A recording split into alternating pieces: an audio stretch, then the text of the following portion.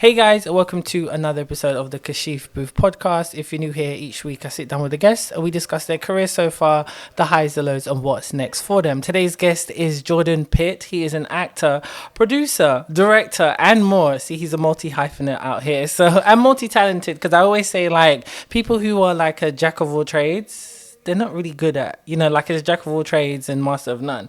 So that's not Jordan though. So, yeah. So Jordan, welcome to the show. Oh, thank you for having me. I was wondering where you were going with that. Well, I have a way with words, so I know you, but I've never had to come for you like that, so it's fine. It's all safe.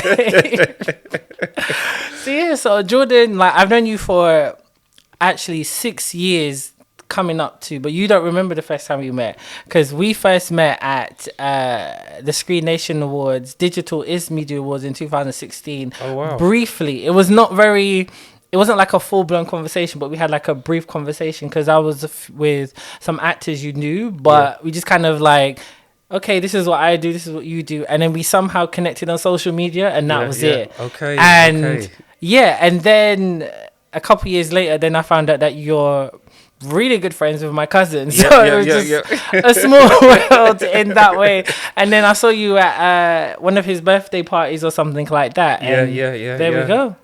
That's one of my foundation friends. See you at that barbecue. And exactly. So it's just a very small world, and then we ended up working together on a couple projects as well, which my cousin actually recommended me for, which turned out fine as well. So tell us about you, Jordan. Like you're an actor, producer, and director, and I mean, would you say you're a writer as well, or? Yeah. Okay. Do you know what? I paused because I write. But I think to be able to call yourself a writer, you need to be able to kind of write to spec, write on demand. Like if you were to say to me, could I go out and undertake this writing project? I'd probably turn it down. I write stuff that it comes to me. Yeah. Do you know what I mean? And if the idea comes, then I'll write it, which I have done in the past. But Okay, cool. So yeah. So how did so tell us your journey, because you are you're a triple threat. So how did you get started in this industry, and what made you want to get into it anyway? Yeah, so I've been acting since a child. So I went to a theatre school. I grew up in Sylvia Young. So there you're in the industry from a young age. So you're a working actor alongside your schoolwork. And yeah, just kind of followed from there, really. And it's funny because no one else in my family does it. So I've just had to kind of find my way. So I guess from a young age, my dad would always be like, look, you need to... I remember being around 15, 16. And I remember the exact place I was walking because I was talking to him on the phone. And I was just coming up to my house. And he was talking about, directing and filmmaking and stuff like that. Taking things into your own hands and not waiting on people, and when I look back, the advice is all good, but I had no one to kind of show me how to put that into practice. So I remember at that point saying, I don't want to learn how to direct. I don't know how to use a camera. You've got time to be learning and picking up a camera and learning how to use it. And in more recent years, I would always, I didn't know how much he remembered that convo, but I would always kind of revert back to it and say, look, it's funny how things turn out, because now, look at me now kind of thing. I'm doing the exact thing that I was disputing doing. But it was more, I started venturing out more as a necessity. In, I guess those mid-2000s, 5, 6, 7, 8, 9, there was a big emergence of people making their own work. So, I think that's when that transition came. And here we are. So what do you prefer more, acting or directing? That's a question. That's a common question. They're two very different art forms. So I don't think there's a matter of which I prefer, because they're just two very different things. I still very much enjoy acting. And that whole process of trying to embody somebody else and find that truth, and bringing that to life. But at the same time, the bringing something to life from a different angle, from a different chair, as it were. Yeah, it's just a whole different experience. But there's nothing like performing live, you know. So like live theatre, there's nothing like it. So it might edge it, but no. Generally, the two career paths, I'm enjoying. Directing's newer to me, so I'm enjoying like soaking that up and experimenting and finding my voice and everything that comes along with that. So if you had to choose, let's say the best role came about, and you just, it was a feature film, or even if it's just like a series regular, would you prefer that, or would you still want to be directing on the side? Yeah. So it's not even a matter of I'm directing to kind of fill in the space or the absence of acting work or anything like that. Literally, it is. I even enjoy, even though I'm not trying to be a cinematographer, I enjoy framing shots and filming. So, I do some self-shooting work as well when it's not like actual film projects. So like, and even photography I've gotten into. So I just think when you're an artist, it takes shape in many forms, and I think this is the same sort of case. So yeah, I would definitely. A question is always, are you still acting? Yes, I'm still acting. Still very much acting, but I'm exploring other routes. And I'm enjoying these other avenues. But at the same time, as a working actor, I always advise actors, you need to understand the business behind it anyway, because you need to put food on the table, as the saying goes. So like, you need to be able to eat, and you don't want to be doing a job which you hate or is so far removed from what your passion is. So it makes sense to kind of make sure about the behind the scenes, being a director or being a cinematographer or being a production manager or whatever, just so that you can be on set and just be able to do what you're doing, because there's no real actual proper path to get to success. It either happens or it doesn't, that's just how it is. A lot of the time, sometimes it's luck when luck meets opportunity as well. So it's just a bit of both as well. So as an actor, what is the kind of role you like to do? What kind of roles do you like to go after in terms of character development or just a story? I like layered characters. My favorite genre would be like drama. Just because, you can really kind of unpick a character, a well-written character that has, everything's not as it seems. That's my favorite. In terms of, I got a big love for combat sports. So, just that would be my ideal role, just being able to merge that world with the film world. And that's currently, well, as you know, because you're part of that. I'm currently trying to bring a project to life from the ground up, which explores some of that. But definitely I want to, just continue doing that to a bigger scale.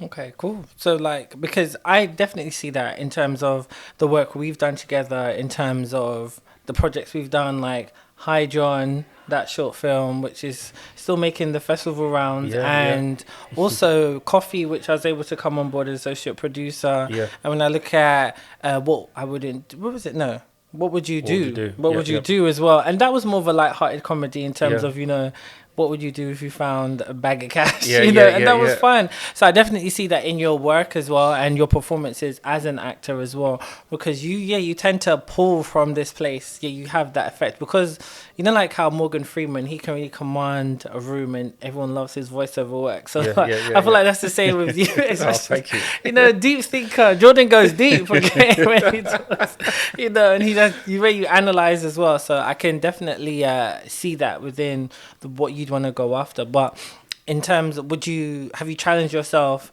to do other types of roles, like for comedy or horror, or really which are completely different from who you are? Or do you tend to just stay with characters where which you feel like you can relate to more? So I guess you're, as an actor only, you're kind of limited to what comes your way.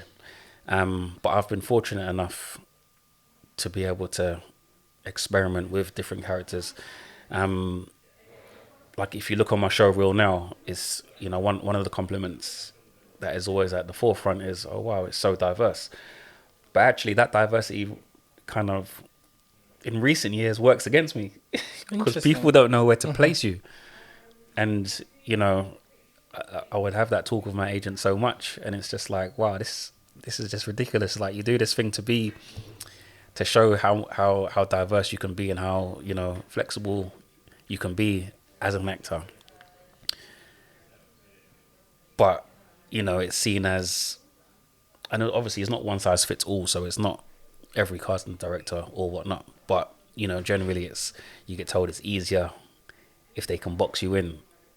Not that he was saying to strip it back, but, you know, it's just that kind of, that difficult thing. But, you know, one of the scenes on my show reel that gets the most attention is a comedic role. Oh, okay. Which I wasn't even going to put on there.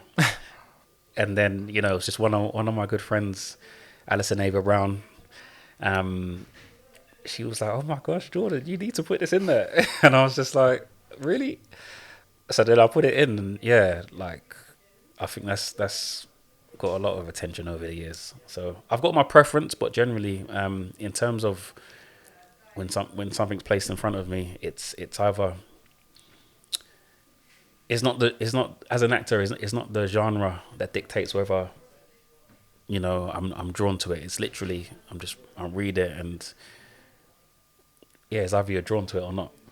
I get that. Can you stress more like the importance of a show reel? Because, you know, so many actors want to have show reels and they know you're supposed to do it, but sometimes me as a producer or occasional director, or, you know, and I'm looking at some show reels and I'm just like, what is this? Like, because, you know, and I think sometimes you're saying about variety and how that works against you, and I kind of understand that, because sometimes, like, you see the main kind of tropes. You see, like, the standard English, the posh, the American, and whatever. And it's just very standard American. And I was always trying to say to actors, like, there's so many different accents you can do, you know, and there's so much more variety you can pull from a show reel. And sometimes it's not even, like, there's no flow to it. It just kind of seems all chopped up and thrown in. So, like, what is the importance of a show reel? Because a lot of people get casted just off their show reel. So yeah, go into detail on that. Yeah, I guess it's kind of a hard thing to second guess. You're because, again, from the actor seat, you're always kind of wondering, and, you know, and there's that huge gap between actors and casting directors and agents, and, you know, in terms of that communication. So,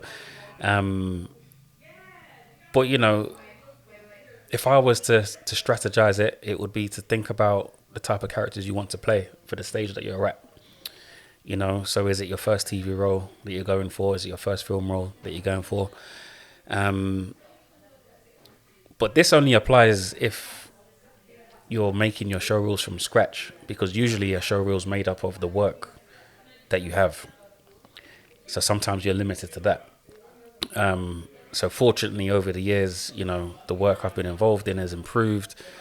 You know, but that's something I would always aim to get the best of what I can at that time. So, you know, if I look back at my first show reel, and I do this sometimes, I look at the early material just to kind of look at the growth, even though I might cringe looking at it now. But at the time, it was the best that you know that I could get at that time. So yeah, but if you are gonna go and make your own material, yeah, just make sure it's of the best quality it could be. It needs to look like it's come from a real production. And yeah, did I answer the question? Yeah, you did. Because, you know, yeah, it's just good to discuss it, because people, you know, sometimes I will put out a casting and, you know, we don't have the budget for no casting agent. You know, they cost Hollywood money. So, like, you have to just go on casting websites and put your ad out or put it on social media, and you'll just get a wide range of different people. And especially if they see it's paid, you see influx of people. And, like, you just see the amateurness of it. Like, yes, you want to be an actor, or somebody told you you want to, oh, you should act and stuff like that, and it's like, you know, you guys need to make sure that you have headshots, show reel, like you need to have everything come prepared, and you know, because people just don't understand the importance of it, because we're getting sometimes hundreds of applications and we don't have time to be just you know, looking, okay, then emailing you back and saying, oh yeah, can you send me this, can you send me that, and then you say you don't have this, you don't have that. It's like, well, you're just wasting my time. I don't have time for you to audition and you can't act. And I've had a lot of that as well. You know, or sometimes like I've given some people some chances, because sometimes there's some actors who don't have a show already and they're brilliant actors and they get the role, and so you take that risk. And had one girl, I always remember, had one girl audition for a web series I was doing, and yeah, like I was like, okay, she had the looks. I was like, you know what, let me give her a shot. Gave her the spec script to do her self-tape with. Didn't bother to do that. She literally just decided to improv a whole scene, which was just terrible. Like, and when I say improv, it wasn't like she had like a specific line she was kind of going towards, or even just kept it within the script. Nothing, completely different. Was making it up on the spot. Like she was talking to her homegirl on the phone, like, and then thought to send another take. And I was just like, what are you doing? So I had to say, in future, like, To be honest, I don't know where people's minds are at sometimes. So that sort of stuff is just, you know, the pride that you take in with yourself and your work, you know. And when I used to like run the monologue slam and sit on the auditions for that, you know, I'd experience that same sort of thing. Like, it'll be wild, like the amount of people that just don't turn up to auditions. That happens a lot. And you know, I was able to get a great insight because I'll be talking to casting directors and agents, and you know, that they would echo that this isn't just for the monologue slam. This is, you know, this is wide. This is widely spread. You know, the people just don't show up. Yeah. And for me, it wouldn't even cross my mind to just not show up. Yeah. It's the unthinkable. So when I just don't know where people are at. But you know, just to go back to what you were saying about casting directors like costing an arm and a leg, like you'll be surprised. Like a lot of the time, it's either your relationship with them or the power of the script. You know, like people can be accommodating to budgets because, you know, there's a lot of people in the industry that you know are kind of sympathetic to know that, you know, you're trying, you're using initiative. So be like, you know what, I like your energy, I like the script, I'm gonna do you a solid. Do you know what I mean? But and what I found, you know, with along this producing journey, to get out of this you know, people try and get you to do things for free. And the way I see it, even if you are able to get a small budget together and offer someone something, it might not be industry rate, but it's still something. Do you get what I mean? And I'm coming from the era, I've done a load of free things. And you're speaking from both sides, because, you know, you want to pay actors, but then you don't have the money for it. It's just, so I get it. But we find a way, you know, like, you know, I've acquainted myself with a bunch of creatives. We come together and what we work on, we you know, obviously from the first project to now, you know, it didn't start there. It will start from favors from people that you know. But, you know, now as you try to increase the quality of your productions, and that's going to come at, you know, higher expenditure. So, you know, now you try and give back. So even like recasting people or people you've worked with before, then you try and say, all right, cool, you know, where you can do that again. And I totally understand that, because there's so many different things I'm like attached to, and then people think, oh, because I'm quote unquote have made a name for myself like you, and people know who we are in our work, they just think, oh, we can ask for favors. It's like, no, we can't. Like, if you don't have a budget for something, I can't then go to somebody and say, well, can you do this for free or for a favor? That's going to ruin my reputation. So I can only go them with a budget and with oh, they can give me a rate, so I'm not going to mess up Yeah. my reputation or my relationship with this person because whatever. Yeah. And that's a misconception people do have as well. Yeah. And so it's just like, There's only certain people that can call me. Yeah, and yeah. for free. Do you get what I'm saying? For freebies. Yeah. But I have to know you.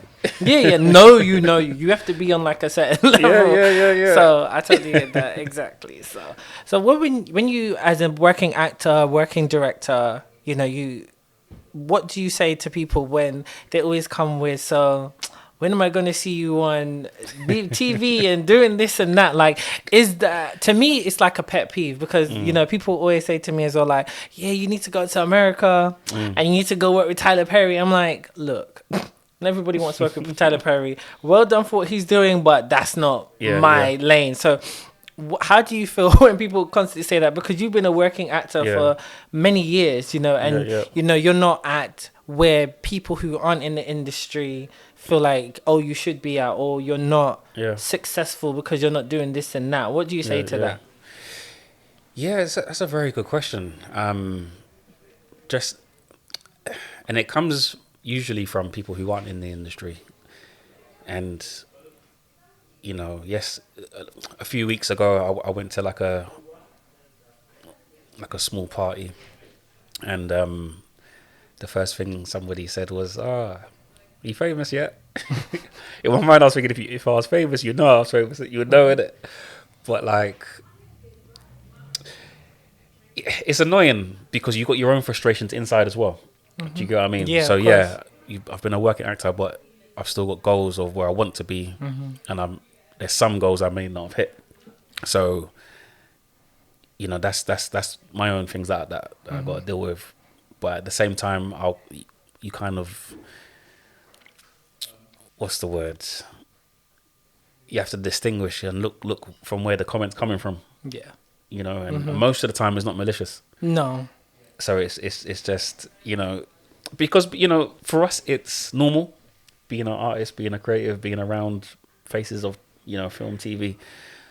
But to the quote unquote normal world, it's that kind of wow thing in it. So people find it fascinating. Yes, they do. It's that thing like, that's, it should be, that sounds so cool. And you're like, it's okay. Yeah. It's okay. But to them, it's not a reality. Yeah. So when you're saying that you want to make it within that field, I was going to say, so I don't know how to place it. They see glitz and glamour. Yeah. They see like the money you can attain from it, the fame, or how far you can go. Yeah. And it does look really cool because that's what people consume every day. Majority of people watch TV and film every single day of their lives. So to see us in it, and they're fascinated by seeing, oh, what's the process like? And you did this and you did that. So they see that, but we're just like, we know how hard it is to get there, or how easy it can be for someone to get there. So it's about always trying to make them understand the reality of that too, I guess. Reality is a good word, because sometimes I don't believe that people think it's a reality. Yeah. Because you tell them, or you might meet someone new, and what do you do? I'm an actor, or producer, or whatever. In their mind, if they haven't seen you, they've already kind of dismissed it, but not said that they've dismissed it. But you can see it in the face, and you can feel it in the tone. But it's just that. But I guess it comes with the territory. You just have to,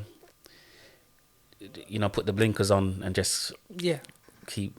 Yeah, you don't be offended by it, but I've had those conversations where you say like, oh, I'm a filmmaker and stuff like that, and then they'll say, oh, so what have you done? Is it on Netflix? Is it on this? Is it on that? It's like, no, I'm an independent filmmaker, so I've done this and that, and they're like, oh, okay, and it's like, and then you think, oh, have I seen anything you've done? I'm like, I don't know what you watch. Yeah. So why are you asking me that? That don't make sense. Like, I'm meeting you for the first time, so I understand that as well. So it is a frustration in that way, but. I just think, I think most people listening and I can understand as a creative just how hard it is to even, get to where you want to be. It's all about refining your craft as well. And even with that, because everything is subjective. So then when people say refine your craft and become really good at what you've done, it's like, well, again, you could be great or not even great. And you see some people just get somewhere. So it's all 50-50 as well. Yeah. So So yeah, and you touched a little bit on the monologue slam you used to do with Triforce Color Network. So yeah, what was that whole process like? Because you were the face of that for a long time. You know, I did go to one actually. Yeah, in what is it, Stratford Theatre? East. Yeah, Stratford Theatre East, and you know, it was a great thing. Is it still on, or did they still do it? No, pretty much when the pandemic hit, you know. The politics and all that, you know. Yeah, it's just hard to bring something like that. But such a great platform for it. Definitely. So what made you want to be a part of it? Because I know that was by, you know, Jimmy, you know, he's doing great things on Bel Air now. So, you know, so like, what was that whole process like? And what was it like doing that? Well, it's the faces you don't see. So it's, you know, Fraser and Minnie Ayres who you know, were in the background and making that tick over. So yeah, the London, because it was nationwide or international, because Jimmy was running it in LA, but it was nationwide. So there was a few different producers as well. I produced the London one, but yeah, I've worked for a number of years with Jimmy, Fraser, Minnie, in different capacities. Fraser's been like a mentor to me over the years. Years before I accepted. Like to do the role of the slam, you know, I actually turned it down at first. Oh wow! So back in probably 2011, you know, the opportunity arose, but in my mind, I was like, no, I don't want to do producing. But you know, Fraser kind of sees, you know, we joke about it a lot. He sees like 10 steps ahead, like the steps I take. Because that's one example, but there's a load of things that would happen in the initial moment. I might say no, but I might come back years down the line and be like, all right, cool, I'm ready. Or actually, that thing you offered, is it still there? It's because believe it or not, I never used to like public speaking. Oh really? Okay. And it's only like when doing things like the slam where you have to do it. Yeah. You know, you just kind of have to pull it out and make it happen. But yeah, public speaking in terms of like talking to an audience, and I know people might say, oh, that's weird because you're an actor, but it's different. It's different because you're, as an actor, you're performing, you know, but then when you're talking in public, you're being yourself. Yeah. So it's completely different. I get it. So I had to kind of learn how to do that. And yeah, just taking on producing that show definitely taught me a lot of things about myself, and you know, developing transferable skills to then take into film and just other aspects of life as well. So yeah, I'm really happy that I was able to embrace that journey. And for people who didn't know what was it about the monologues like, and what could you gain from it? Yeah, it was a free actor showcase where actors would audition with monologues. There'll be like 22 performers, five child performers. Then you'd have a 1 minute, 3 minute round, and actors will kind of go head to head with each other to win. Surprise wise, you might win a membership at Spotlight and headshot sessions and various other publications, but it wasn't even always about the winners. You know that phrase, everybody's a winner? Yeah. It's a bit corny, right? But it applied. Because there's a lot of people who didn't win but got great opportunity, you know, to go on, you know, TV shows and got represented with agents. Some people didn't have agents at all and come out with agents. So, you know, it was a really, really, really great opportunity. And I always said I was very sad that I wasn't able to perform on it. You never did. Wow. Is that just a conflict of interest? It's a lose-lose. If I win, you just all win. If you lose, how could you lose? Yeah. I totally understand. Okay. Well, hopefully it does come back, because it was such a great platform. And I did come to one of the shows and it was brilliant. I mean, such amazing, talented actors on there. And, you know, they was able to win actual physical awards. And, you know, some people may never win an award for their acting. So just to have that kind of recognition and stuff. So it was really good. So, So you've done Monologue Slam. You know, you got your production company, One Umbrella, you know, and you've got a great team of creatives. There's a bunch of you guys. And I think most of you guys are actors anyway who came together to make this production company. So why did you want to do that? Yeah, I think, as I touched upon earlier, it was more out of necessity of just trying to, if you're not getting booked for jobs, it's like make your own work. Yeah. And it's still a case of that. Mm-hmm. Yeah. It always is, though. It always is. So. Yeah. And I think now it's that kind of hybrid approach. I think with making your own stuff, you can experiment, you can find your voice. I can choose to act in it, I can choose to direct in it, I can choose both. Mm-hmm. Yeah, exactly. So yeah, and I'm just trying to elevate that to a level, to a certain level, move into the feature film territory, and also make strides within TV as well. So yeah, no, I'm embracing the journey. I'm learning so much on the directing end of things as well, and where that can take you. You think it's just theatre, film, TV, your directing avenues, but recently events that I'd never thought of, sporting events, and there's so many different avenues of directing, and it's quite fun. That's what I was going to ask you now, because you were one of the assistant directors on the closing ceremony for the Commonwealth Games last month, wasn't it? Right? Yeah. And so what was that experience like? I mean, that's huge. That was amazing. And you was down in Birmingham. So what was that whole experience like? Yeah, that was amazing. Shout out to Jan Genesis. Literally opening doors for people. Do you get what I'm saying? I even said it to him. Yeah. Like, there's a lot of people that talk about opening doors and doing this and that, but he's doing it, and he's doing it not necessarily publicizing it. Do you know what I mean? Yeah. And 100%. he's not doing it for the the fame or just a notoriety I put you on. Yeah.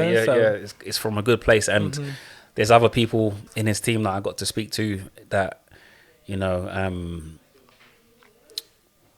that had the same sort of thing, that he opened doors for them. So yeah, it was a great experience. I got to see a lot of things that I wouldn't necessarily see, even because I shadowed Jan before on Sorry I Didn't Know, which was the ITV show by Triforce also. So on the last one, I was shooting behind the scenes, but on a couple of days I shadowed him. So it was through that, because he had seen my work before, and also knew that I could deliver. And yeah, with the conversations we had in mind, he was like, all right, cool, would you be interested in this? I was like, yeah, definitely. So yeah, there's only so much you can see by shadowing, but to see someone in the midst of problem solving and making decisions and overcoming adversity, and just seeing a great mind work.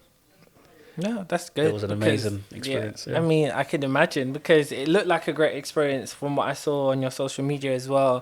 And you must have just learned so much in terms of, because there's so many different avenues of directing. People think of directing and they just think, okay, feature film, TV, but there's like reality TV, which is a whole different ball game. There's live sporting events. There's there's live TV is just completely different from what I've seen as well. So it just shows you of the different avenues, and within this industry, you're always learning.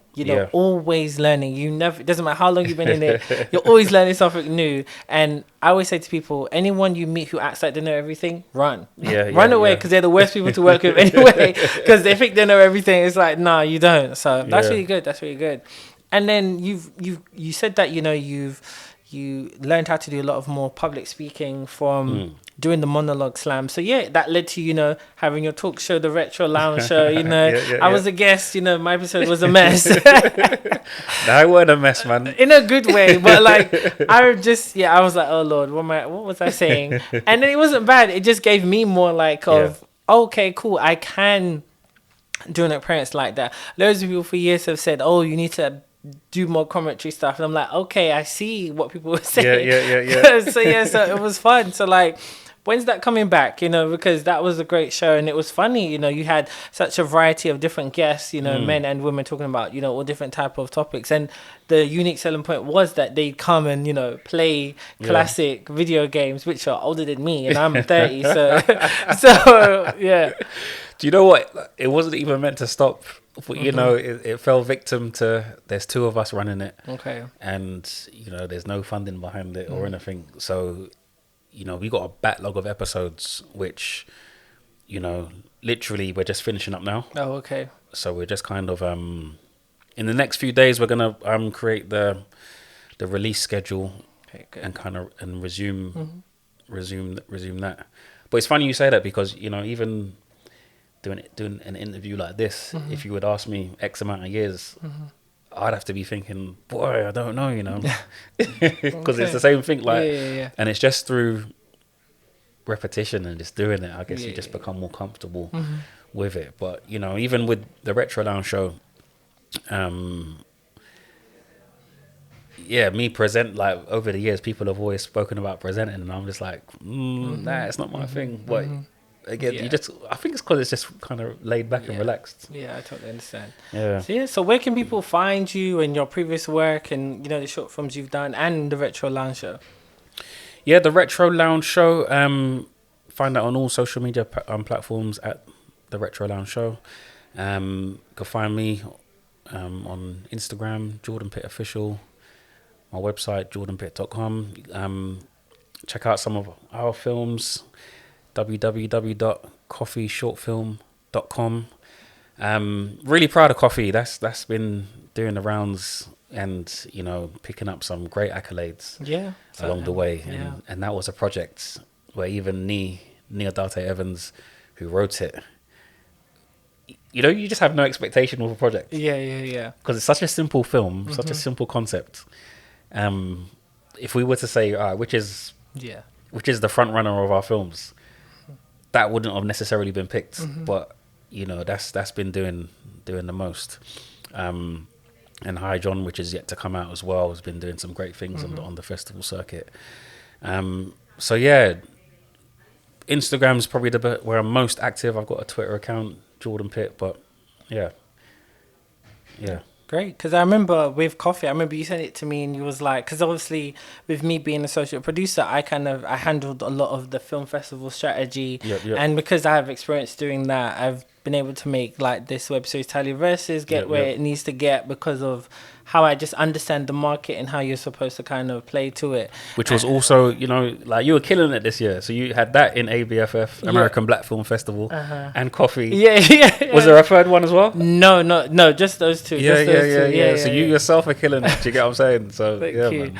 So and I remember you sending it to me and I was like, this is potential. This is like, I would think, because everything I had watched before, obviously, Hi John, I was like, this is the strongest piece. You can see it like in the writing and the performances, and it's done what it's supposed to do now. And then you know, it's got the awards, it's got into those Oscar qualifying festivals, and that's what you want because you know, the acclaim from those festivals is what you need, and then that's just gonna kind of continue to build like that.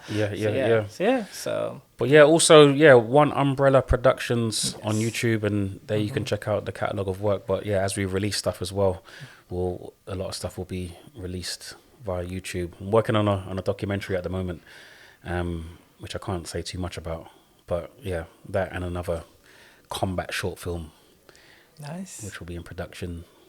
Well, I'll say soon, but you know, it's very early stages. You know, money. Money. Exactly. Well, thanks, Jordan, for coming on the show. It was great having you on. And guys, you can follow me all my usual socials. You know them. There's a bunch of them. So stay tuned for the episodes coming soon.